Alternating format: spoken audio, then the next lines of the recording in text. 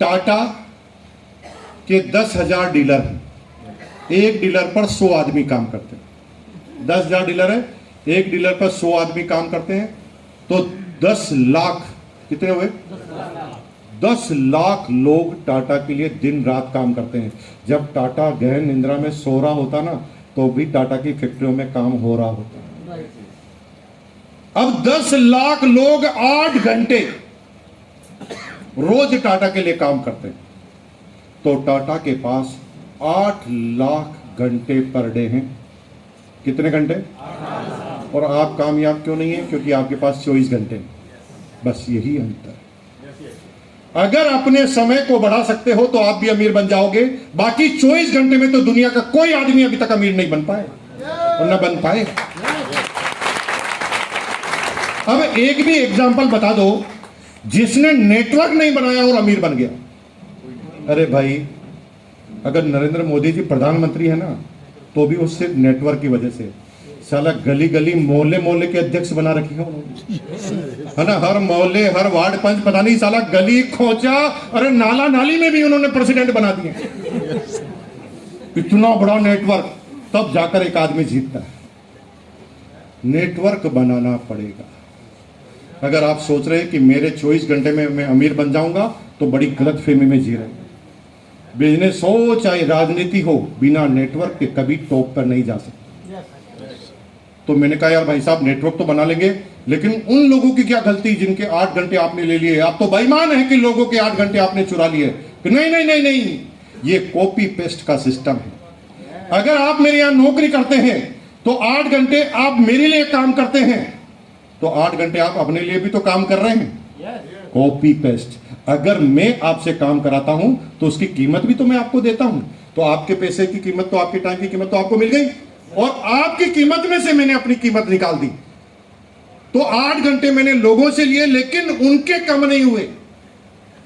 और जब ये बात समझ में आई कि धीरे धीरे ये नेटवर्क सही, जब कंपनी का एक भी प्रोडक्ट आसाम में भी बिकेगा, तो तेरे को हिंदुस्तान के इस भीलवाड़ा में इनकम आएगी। और तब 2001 में मेरी एक टेप रिकॉर्ड हुई थी, मेहनत रंग लाई। उस मेहनत रंग लाई टेप पे मैंने बोला था कि थोड़े दिन रुक जाओ, अभी तो आरसीएम का एक कपड़ा आता है। जब आने वाले समय में कंपनी के कई प्रोडक्ट होंगे, जब टीसी छाबड़ा जी ने भी नहीं सोचा था, तब मैं कह रहा था कई प्रोडक्ट होंगे। एक दिन ऐसा भी होगा कि आरसीएम की अगरबत्ती आएगी, आसाम में कोई जाकर, मेरी डाउनलाइन का आदमी आसाम में भगवान के सामने बोलेगा ओम जय जगदीश हरे, तो तेरे घर में आएंगे हरे हरे हरे हरे हरे हरे हरे हरे। लोग समझ नहीं पाए और हमने नेटवर्क बनाना चालू कर दिया। कई उतार चढ़ाव आए, कई संघर्ष हुए, कई बार लगा कि ये बिजनेस अब चलेगा ही नहीं, कई बार लगा कि मुझे अब कोई दूसरा काम करना पड़ेगा, लेकिन लगातार टिके रहने, हमेशा अपनी अपलाइन के सानिध्य में रहने से कभी भी गलत फहमियों को बढ़ने नहीं दिया। जब जब भी कोई गलत फहमी आती थी, अपलाइन तुरंत उसे दूर करती थी। जब बातचीत नहीं करोगे तो गलत फहमियां बढ़ेगी। जब भी टेंशन में आए तो टेंशन निकालो अपलाइन के सामने जाकर, डाउनलाइन में मत निकालना, नहीं तो खत्म हो जाएगा। हेलो, हम गलती क्या करते हैं, सारी टेंशन ही डाउनलाइन पे डाल देते, तो डाउनलाइन ही छोड़कर भाग जाते हैं। ना ना ना ना, आज के बाद नहीं। जब भी कुछ गलत बोलने की इच्छा हो, तुरंत अपलाइन को पकड़ो और अपलाइन को अकेले में ले जाओ कोने में, और जो कहना है वो कह दो। ये ध्यान रखना कि अपलाइन के साथ कोई दूसरा नहीं होना चाहिए, क्योंकि अपलाइन को नेगेटिव करने की आपकी ताकत नहीं है, और वो हो ही तुम्हारे ऑब्जर्वेशन के लिए है। तुम जितना बोलना चाहते हो उतना बोलो, लेकिन डाउनलाइन में मत बोलो। टिके रहे। आज 23 साल हो गए हैं, 1.5 करोड़ लोगों का मेरा नेटवर्क है। कितने करोड़? 1.5 करोड़। लेकिन 1.5 करोड़ सारे लोग काम नहीं करते, काम करते केवल 16 लाख। यानी हर महीने हमारे बिजनेस में जो बिलिंग होती है मेरे ग्रुप में, वो 16 लाख लोगों की होती है। ज्वाइन कितने हुए? 1.5 करोड़।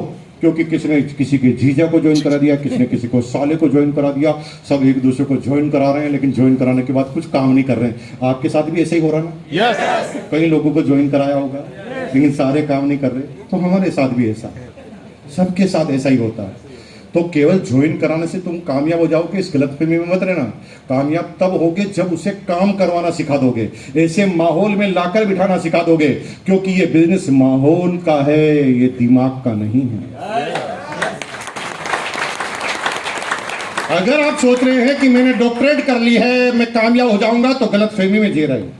अगर आप सोच रहे हो कि मैं बहुत अच्छी समीकरण सोल्व कर लेता हूं, दिमाग बहुत ज्यादा है, मैं कामयाब हो जाता हूं, तो आप गलत फहमी में जी रहे हो। ये न दिमाग का बिजनेस है, न पढ़ाई लिखाई का बिजनेस है, न इंटेलिजेंसी का बिजनेस है, ये बिजनेस है माहौल का। जिन लोगों को माहौल बनाना और माहौल दिखाना आता है, वो सारे लोग इस बिजनेस में कामयाब है। और जिनको माहौल बनाना नहीं आता, वो चाहे डॉक्टरेट कर ले, MBBS कर ले, वो कभी कामयाब नहीं हो सकता। कई ऐसे लोग हैं जो मेरी टीम में पढ़े लिखे, हाईली ग्रेजुएट, PhD, लेकिन 10 साल से रॉयल्टी से ऊपर नहीं गए, 10 साल से। और मेरी टीम में ऐसे भी लोग हैं जो बचपन से अंगूठा टेक, अभी तक भी अंगूठा ही लगाते हैं पैसा निकालने के लिए। नाम बताऊं? रामेश्वर चाचा, मुजफ्फरपुर, रूबी पिनेशिवा, इनकम 3 लाख रुपए पर मंथ, अंगूठा छाप। उन्हें प्लान बताना नहीं आता, माहौल बनाना आता है।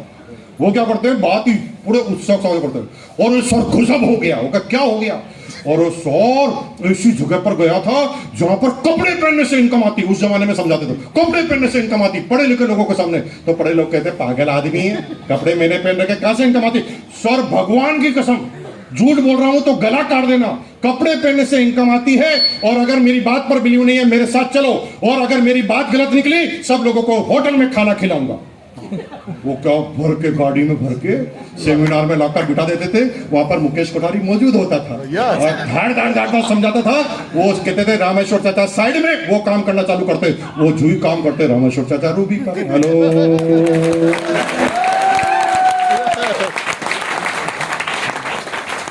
एक लेडीज कई सालों से सेमिनार में आ रही मुंबई में। मैंने कहा भाभी जी, बहन जी, इतने समय हो गए आपको, कुछ करते क्यों नहीं? वो कहा भाई साहब आप समझ नहीं रहे।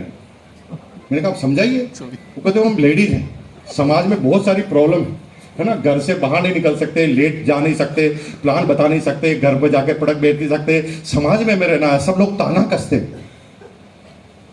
ये फिर उसकी गलत फहमी। ये तो हर हिंदुस्तानी लेडीज की यही प्रॉब्लम तो है ना, ये तो कॉमन। इसका उत्तर देता हूं। अमेरिका में एक आदमी जो बचपन से अंधा था, बचपन से, उसने नेटवर्किंग की और 1 साल में 1 करोड़ रुपए पर मंथ की इनकम पर पहुंच गया। कितना? 1 करोड़। कितना? 1 करोड़। 1 करोड़ रुपए पर मंथ की इनकम पर पहुंच गया। तो लोगों को बहुत आश्चर्य हुआ। तो पत्रकार आए बहुत सारे, प्रेस कॉन्फ्रेंस में सबने गले में माइक लगाकर बोला, भाई साहब आप तो अंधे हैं, आप 1 करोड़ पर कैसे पहुंच गए? उन्होंने कहा सिंपल, मैंने अंधे को ज्वाइन नहीं कराया।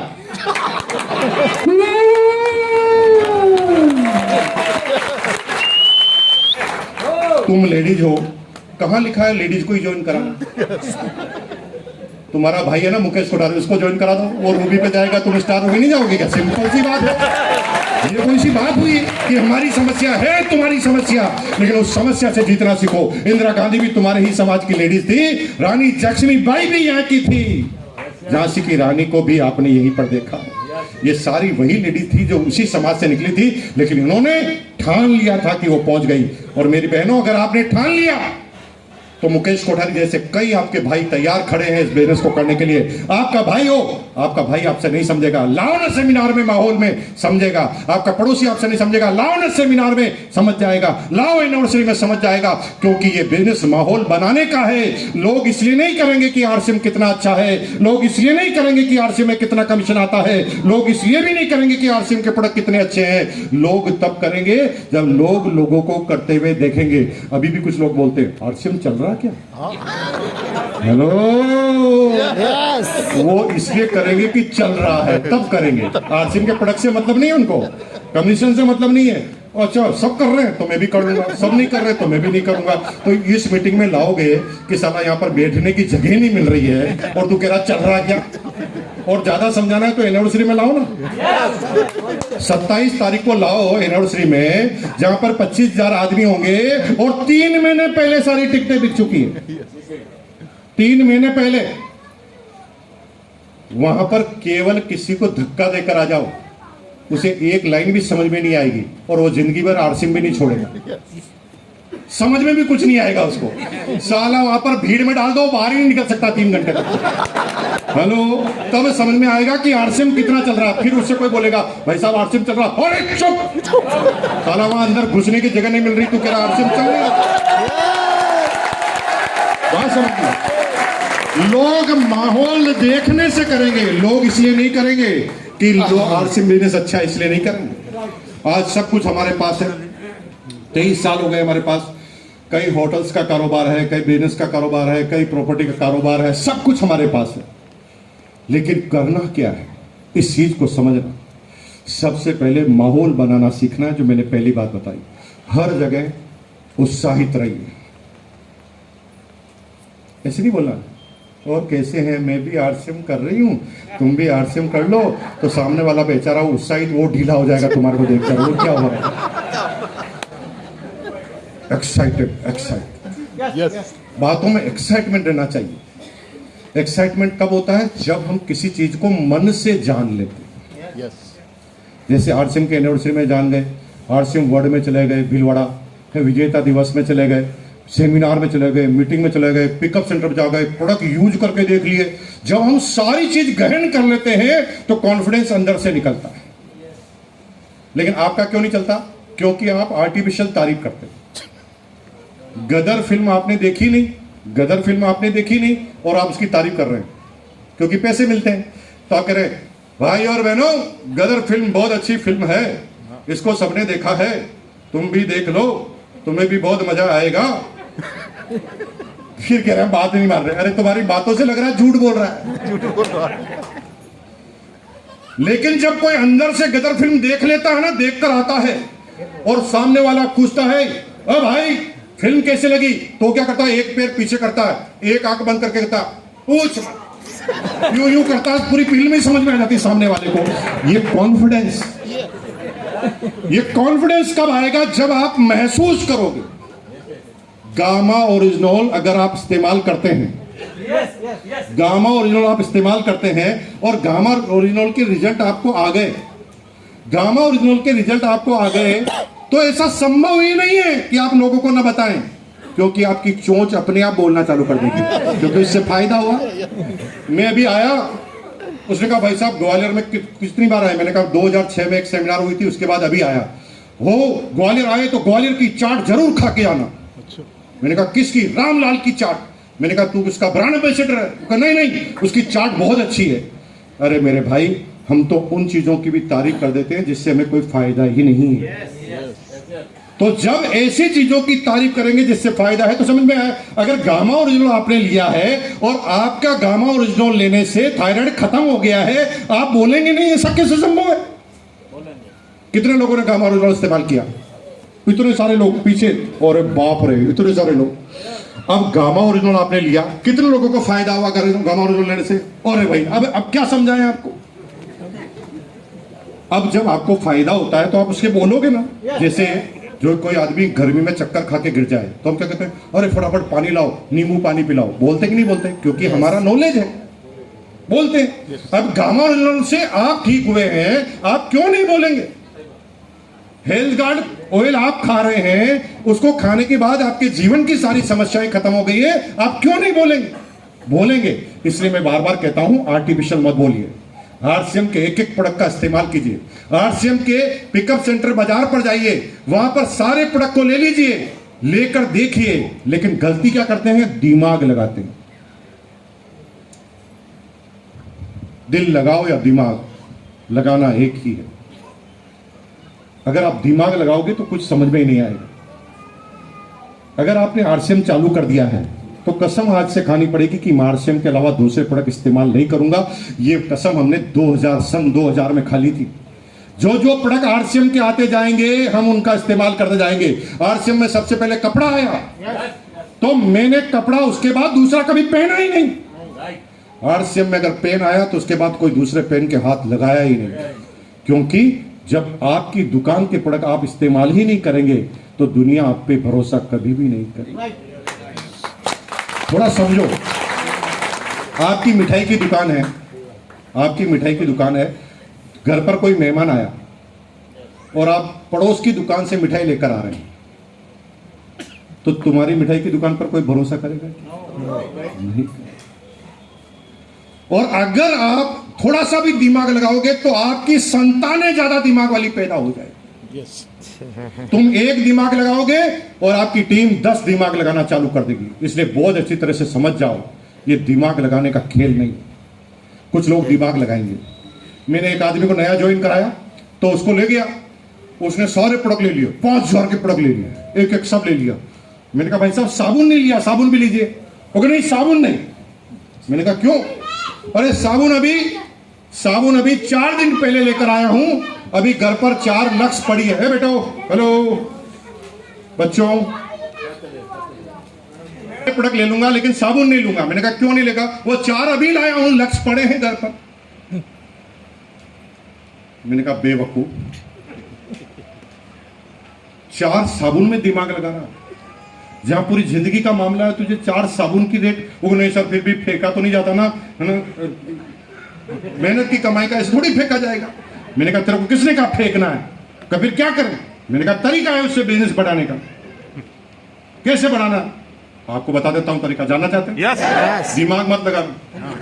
वो 4 साबुन आपके पास है ना, उसको यूज नहीं करना। आज के बाद कसम खानी, करेंगे ही नहीं, हाथ ही नहीं लगाएंगे। क्योंकि एक बार अगर कमिटमेंट कर लिया है तो कमिटमेंट इज कमिटमेंट, और फिर उसके बाद पूरी टीम का कमिटमेंट होगा। तो 4 साबुन जो घर पे पड़े हैं दूसरी कंपनी के, उसको एक फर्स्ट क्लास ट्रे में गुलाबी कलर का पेपर लगा के सजाओ, लक्स साबुन। अब आपको क्या करना है? ट्रे को बढ़िया सा पत्नी का मेकअप, बच्चे को बढ़िया ड्रेस पहन के, खुद भी सूट वूट में ट्रे को लेकर जाओ जिससे ट्रे की बारात निकल रही, और पड़ोसी के घर पे जाइए। ठीक है? पड़ोसी के घर पर जाकर बोलो कि भाई साहब आपके लिए गिफ्ट लाए। ओके, क्या गिफ्ट है? क्योंकि अब हम अच्छे साबुन से नहाते हैं और हमें पता है कि आप अभी भी घटिया साबुन से ही नहाते हैं। अब ये घटिया साबुन हमारे कोई काम का नहीं है, इसलिए हम आपको गिफ्ट देने आए हैं। रुपया 1 भी नहीं लेंगे, आप दोगे तो भी नहीं लेंगे, आधे भी नहीं लेंगे। और ट्रे को छोड़कर भाग जाओ, अचानक भाग जाओ। अब क्या होगा? उस ट्रे को लेकर वो आदमी वापस आपके घर पर आएगा। अच्छा, हमें क्या कमजोर आदमी समझता है? तेरे पास कौन सा अच्छा नहाने का साबुन है? बताओ प्लान। सबको ट्रे ले जाके प्ले का आओ, प्लान बताओ। ट्रे ले जाओ, बताओ प्लान, बताओ, बस घुमा दो पूरे। इसी से बिजनेस बढ़ा दो। लेकिन आज के बाद हाथ नहीं अड़ाना, क्योंकि इस बिजनेस में बड़े सपने आपने देख रखे हैं, तो हाथ मत अड़ाना। आरसीएम की जो एनिवर्सरी होने वाली है, एनिवर्सरी की मैंने बहुत ज़्यादा बात कर दी, लेकिन मैं आपको माफ़ी चाहता हूं कि मैं अपने सारे शब्दों को लेता हूं। एनिवर्सरी से कुछ नहीं होता। कुछ इसलिए नहीं होता क्योंकि अब आके भी नहीं आ सकते आप, क्योंकि टिकटें तो सारी बिक चुकी है। मैं ज़्यादा प्रमोशन भी कर दूंगा तो होगा क्या, आ तो सकते नहीं आप। लेकिन जो एनिवर्सरी में आ जाता है उसे दुनिया की ताकत नेगेटिव नहीं कर सकती। जिसकी टीम के 25 आदमी बैठ गए ना, तो 25 बड़े साम्राज्य खुल जाते हैं उसकी टीम में। 25 लोग झेलने के लिए तैयार हो जाते हैं नेगेटिविटी दुनिया की, और उन्हें दुनिया की ताकत नेगेटिव नहीं कर सकती, क्योंकि वो अपनी आंखों से देख चुके। और जो आंखों से देख लेते ना, तो सामने वाला कितना भी बोले बिलीव नहीं होता। अभी मैं आ रहा था रास्ते में, भाभी जी, ट्रेन में से मैंने क्या देखा?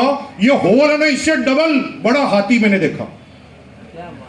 कितना होल देखो, पहले कितना देखो, पीछे तक होल देखो, कितना बड़ा होल है, इससे डबल हाथी मैंने देखा। मेरी बात पे यकीन हो रहा है कि आपको? नो नहीं हो रहा है। क्यों नहीं हो रहा? क्योंकि मैंने देखा है, आपने नहीं देखा। अगर मैं वो हाथी आपको लाकर दिखा दूं तो हो जाएगा ना, लेकिन आपने देख लिया तो आपको यकीन हो जाएगा। तो आप अपने पड़ोसी को यकीन दिला पाओगे क्या? नो नहीं दिला पाओगे।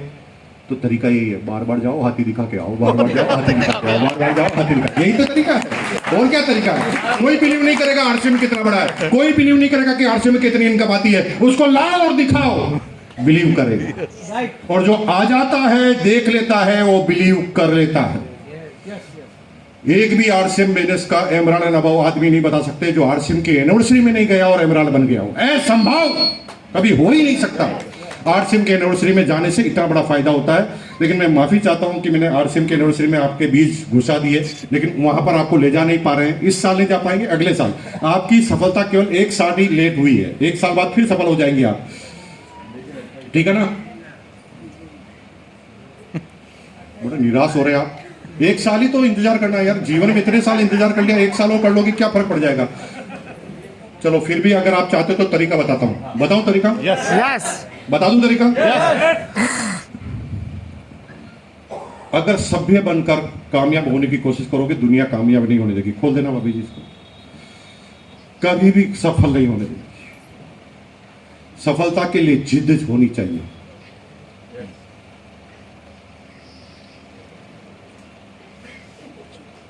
सफलता के लिए क्या होना चाहिए? जिद्द। जिद्दी आदमी सफल होता है। जिद करते हो तो मंजिल पर पहुंच जाते हो।